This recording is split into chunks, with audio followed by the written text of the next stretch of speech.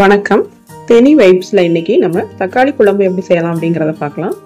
தக்காளி குழம்பு ரொம்ப சிம்பிளா செஞ்சிடலாம்.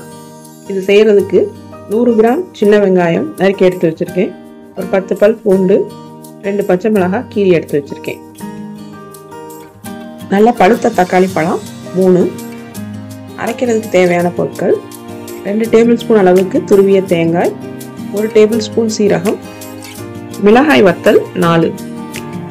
தேங்காய், சீரகம், வத்தல் 3ஐயும் மிக்ஸி ஜாரில் போட்டு நல்லா வலுவன்னு அரைச்சி எடுத்துக்கிடணும். அடுப்பில் ஒரு குக்கர் வச்சு அந்த குக்கர் நல்லா சூடேறினதும் 1.5 டேபிள் ஸ்பூன் அளவுக்கு நல்லெண்ணெய் சேர்த்துக்கிடலாம். எண்ணெய் காஞ்சதும் தாளிப்பதற்கு 1/2 டீஸ்பூன் கடுகு, 1/2 டீஸ்பூன் உளுந்தம்பருப்பு, 1/2 டீஸ்பூன் சீரகம், இதெல்லாம் நல்லா பொரியட்டும். அதுக்கப்புறமா கொஞ்சமாக கருவேப்பிலை சேர்த்துக்கிடலாம்.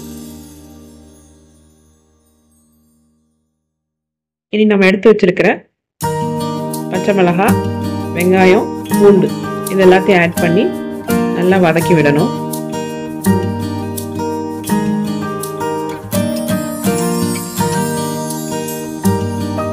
வெங்காயம் நல்லா வதங்கிடுச்சு. இனி 1 டீஸ்பூன் அளவுக்கு மஞ்சள்தூள் சேர்க்கிறேன். 1 டீஸ்பூன் அளவுக்கு மிளகாய்த்தூள். ஏற்கனவே அரைக்கிறதுக்கு 4 மிளகாய் வத்தல் வச்சு அரைச்சிருக்கோம். அதை கனெக்ட் பண்ணிட்டு நம்ம அதுக்கேற்ற மாதிரி சேர்த்துக்கிறோம். இதெல்லாத்தையும் நல்லா வதக்கிடலாம்.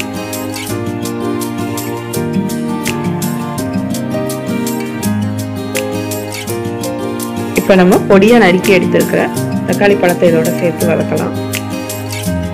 தக்காளி பழம் நல்ல பழமா இருக்கணும், அப்பதான் குழம்பு நல்லா டேஸ்டா இருக்கும். தக்காளி நல்லா வதங்குறதுக்கு கொஞ்சமா இதோட உப்பு சேர்த்து வதக்கலாம். தக்காளி நல்லா மசிய வேகணும். அடுப்பை மீடியம் ஃப்ளேம்ல போட்டுட்டு தக்காளி நல்லா வதங்க விட்டுருவோம்.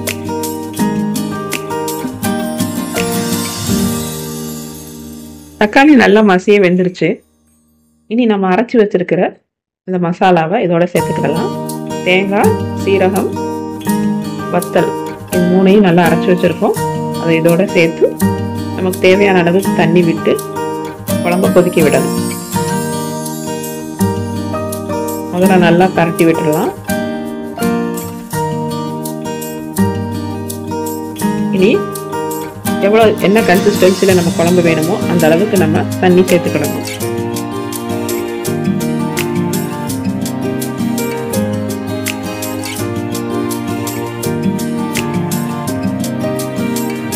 இந்த ஸ்டேஜில் உப்பு வரப்பு செக் பண்ணிக்கிடணும்.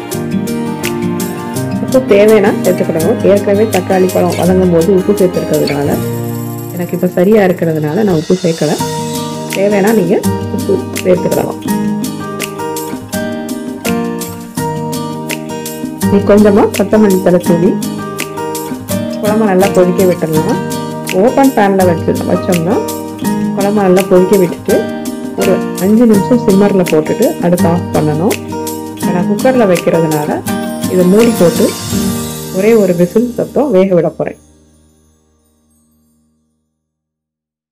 ஒரு விசில் வந்ததும் அடுப்பை சிம்மர்ல போட்டணும். ஒரு 5 நிமிஷம் அப்படியே விட்டுட்டு ஆஃப் பண்ணிடணும். குக்கர் ப்ரெஷர் அடங்கினதுக்கு அப்புறமா நம்ம திறந்து பார்க்கலாம். நமக்கு தக்காளி குழம்பு ரெடி ஆயிடுச்சு. குழம்பு சரியான கன்சிஸ்டன்சில இருக்கு. குழம்பு ரொம்ப தண்ணி ஆயிடுச்சுனாலும் நல்லா இருக்காது. இப்ப நம்ம கொஞ்சமா மல்லித்தழை தூவி மறுபடியும் கிண்டி விட்டுருவோம்.